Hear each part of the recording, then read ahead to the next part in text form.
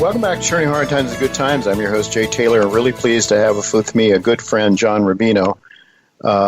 And John is somebody that you should really try to keep in touch with through dollarcollapse.com. Go to dollarcollapse.com. John posts a lot of articles, some of which he writes, and a lot of other, many times will opine on articles, very sophisticated articles that others write about. Dollarcollapse.com is a very important site for you to go to, especially in times of trouble like these. Thanks for joining me today, John. Hey, Jay. Good to be back. Good to have you with me now. You are up in Washington State where there's been a serious outbreak of COVID-19. I think some of the earliest cases in an elderly folks' home. Are you and Mrs. Rubino okay? Oh, yeah, we're fine. We're far enough outside Seattle that it's not an issue yet. Mm-hmm. But even so, we're taking a lot of precautions. Life has changed. I work online mostly. Sure. So that side of life hasn't changed. But it's really hard to imagine what life is like for somebody who works in the real world. If you were a checkout person at Costco or a highway patrolman or something like that, where you're around people, must be terrifying. So a lot of people out there are really, they're either suffering or they're stressed all the time because of this. Yeah, lots of anxiety for sure. And of course, that's we haven't really seen what's going to happen to the economy as a result of all this, John. I think it's, we've seen nearly 10 million Americans already that we can count that are looking for help from the government as they filed their unemployment claims in the last 2 weeks. I guess in another couple of days, we'll be looking at the next installment. But nearly 10 million people, and then probably the numbers would be higher, except the system is bogged down and can't process more people than that, apparently. And then on top of that, Goldman Sachs is talking about a negative GDP of 9% for this quarter, and I think 34%, John, for the second quarter. What do you make of those numbers? Can you get your head around those metrics? Those are astounding numbers for our lifetime. This is Great Depression stuff, really, when I think unemployment went to like 25% at its peak in the 1930s. It looks like we could exceed that number. So is an amazing thing to have happened so quickly. But the important thing to understand, though, is that we were always headed for something like this. Like something was going to crack this financial system, which had been set up based on perfection. Mm-hmm. In other words, if you can only borrow this much money, if you assume that everything is going to go like clockwork going forward, no civil unrest, no big war anywhere, no spike in oil prices, nothing like that, no natural disaster. And human history says that that's an impossibility. Things happen all the time. And so something was going to happen that took our over-leveraged system and shoved it into reverse. Mm-hmm. So the pandemic is a more extreme version of most of the possibilities that you and I have discussed so many times. I was thinking, Deutsche Bank's derivatives book will blow up, or Italy will go bankrupt, or there will be a Middle Eastern war, things like that are kind of understandable from a financial standpoint. Mm-hmm. This is a natural disaster. Assuming this isn't a bioweapon that was released, and I think the jury's still out on that. Mm-hmm. But assuming, the coronavirus is something that occurred naturally and got into the system more or less naturally, then we can call it a natural disaster. And be amazed at the speed with which it has taken down this global economy because, even if you go back to 2008, 2009, which was a brutal change from growth to recession, but it took months and months for the trouble in the mortgage market to spread to derivatives, to spread to everything else. And this is 1 month, really. There were rumblings of the coronavirus before that in February, but really it was just March where everything fell apart. So this is way faster than anything I expected. But since the system was always going to blow up in some way, where we go from here is probably going to be according to the script, which is governments bail out everybody in sight with huge amounts of newly created currency. That tsunami of new currency causes the price or the value of every individual piece of currency to start to fall, which sets off kind of a Austrian School of Economics crack-up boom, which leads to a monetary reset. All of that is still kind of in place and still coming.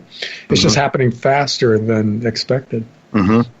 So, John, if we, just speculating, because it's hard to measure or to even know for sure, but if we hadn't become a nation that lives beyond our means, not only borrowing from foreigners, but individuals borrowing and going into debt and not having savings, not having enough savings that people have to live paycheck to paycheck, not having enough to pay the next month's rent if you lose your job. I mean, that is a case for millions of Americans are in that position, which then means that the government, in order to save the people, has to step up and print even more money, create more money out of nothing to try to paper that over. Suppose that we had stayed on a gold standard in 1971. Well, we weren't on one domestically, but let's say the United States had and the world's economy had. Do you suppose we'd be in this kind of trouble now? Do you suppose it would have been so easy for people to borrow money and to get up to their eyeballs in debt and not save? Because I'm old enough, John, I'm older than you, to remember a time when people really didn't believe it was right to borrow money. They didn't believe it was right to borrow to go on a vacation, for example, but saved first and then did things or bought things. And then when we went off the gold standard in 71, everybody got credit cards and everybody was encouraged, and there was marketing efforts to get people to borrow and to live beyond their means and go on that vacation and buy that yacht and buy that expensive car. All that sort of thing happened. So do you think that if we had a more responsible monetary policy from the top down, that we would be in the kind of shape that we're in now? You'd have had a virus, but would have it had the immediate economic impact on us that this thing is having now? Well, it would have had a serious impact because, it's forcing us to stay home. So it's shut down a big part of the economy. But if we were, let me take the extreme case, and we were, as a society, debt-free, we would be in way better shape to weather this thing than we are. Economists like to say countries are different than individuals because they can print their own money. That's not really the case. Countries and individuals are subject to the same financial laws. And if you as an individual are debt-free with a lot of money in the bank and your roof leaks or something like that, you fix the roof, you write the check, and you go on. But if you are maxed out on a bunch of credit cards and you've got a car loan and you've got a mortgage and you've got student debt and the roof leaks, that might be the thing that pushes you over the cliff financially. That might bankrupt you. And we're a society where, like the second example there, where every conceivable way to over-leverage ourselves, we've tried. And, we just have way too much debt. And every level of every society, the governments, of course, have way more government debt than they ought to the extent that they should have any. I think you can make the case that governments should be forbidden from borrowing, but individuals have subprime auto loans and student loans and credit cards, and it just goes on, and mortgages, of course.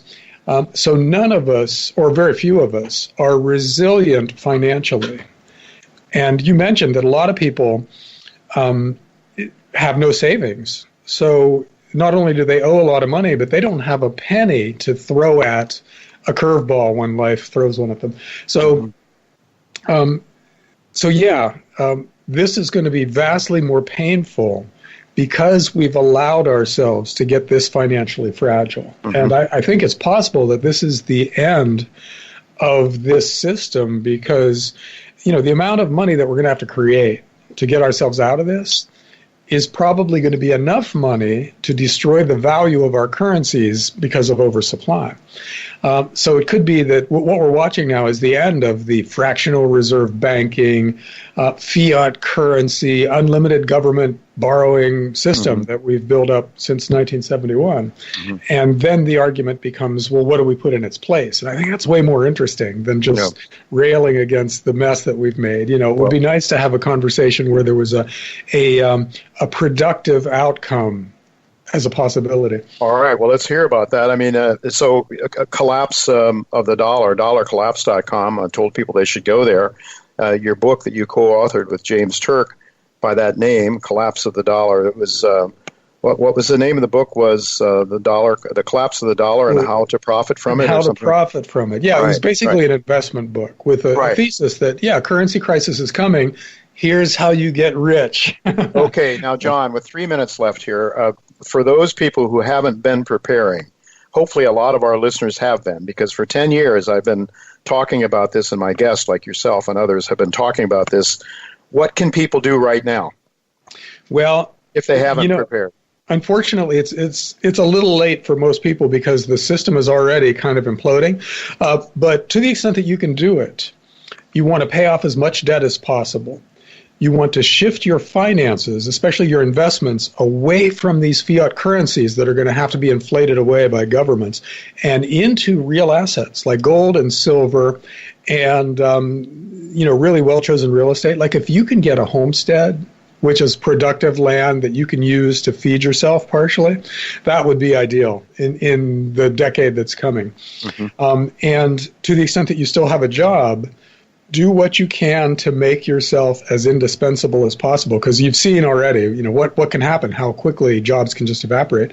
And last but not least, make yourself an important part of your community. In other words, get connected, because you will need help from some kind of a support system at some point in the next decade, almost guaranteed. So you make yourself available to help other people. Mm-hmm. They will be available to help you.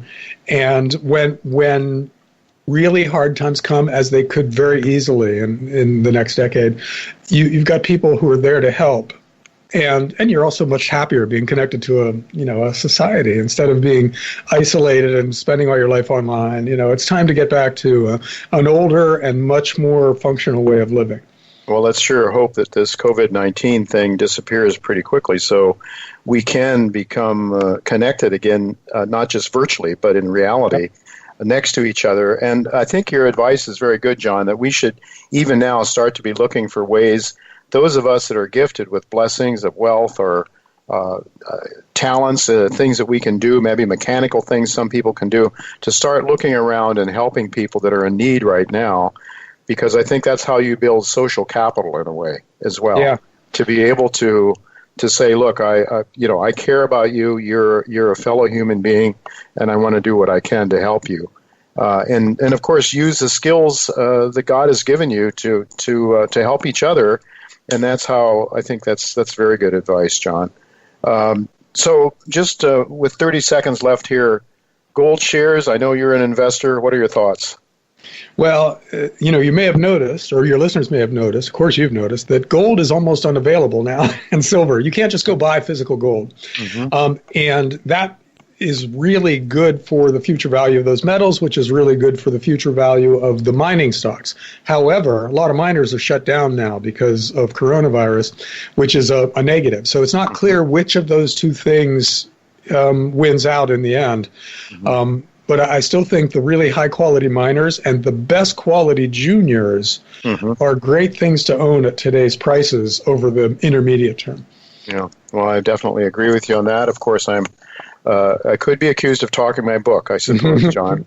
Hey, but I certainly, have invested in these things because, as you have seen the possibility of this kind of thing happening, not the coronavirus, but that there would be a black swan of some kind swimming around out there that would cause some sort of an upset of the system. And it certainly seems that we have found that black swan, unfortunately. But let's do the best we can for each other, John. And thank you so much for taking the time to talk to us today. It's greatly appreciated. Thank you, Jay. Talk to you soon.